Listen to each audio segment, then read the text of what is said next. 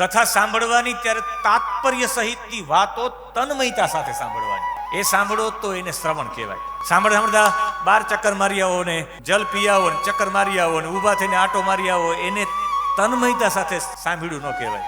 તો એને શ્રવણ ન કહેવાય, એને સાંભળ્યું જ કહેવાય. તન્મયતા ઓતપ્રોત થઈ જાય. તાત્પર્યની જ વાતો વક્તા પછી ઉદાહરણ આપતા હોય સાસુ વહુના ને, એ બની તાત્પર્યની જ વાતો, મુદ્દા સાથેની વાતો સન્નિષ્ઠ વ્યક્તિ પાસેથી સાંભળતા હોય એને કરો તો એને શ્રવણ કહેવાય. જેટલું શ્રવણ થાય એનું પાછું મનન કરો. આપણે એમ થાય કે હવે મનન કેમ કરવું, પાછું યુટ્યુબ ચાલુ કરો. યુટ્યુબમાં જો કઈ કઈ વાતો આવી, કઈ મને ક્યાં લાગુ પડે, મને ક્યાં લાગુ પડે, ભગવાનની આ વાત એટલી બધી સુંદર, તમારી સામે ચિત્ર બની જવા જોઈએ. મનન કરતા કરતા, આ ચિંતન કરતા કરતા ક્યારે તમારી વૃત્તિ એનામય થઈ જાય, વૃત્તિ ઈશ્વરમય થઈ જાય.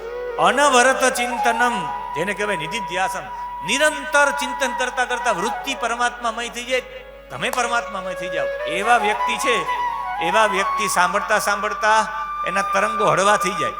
એનું શરીર છૂટે પછી એના તરંગો જેટલા હળવા હોય કે સીધા યદ ગત્વા ન નિવર્તન્તે તદ્ધામ પરમમ મમ, ભગવાનના ધામમાં હોઈ જાય.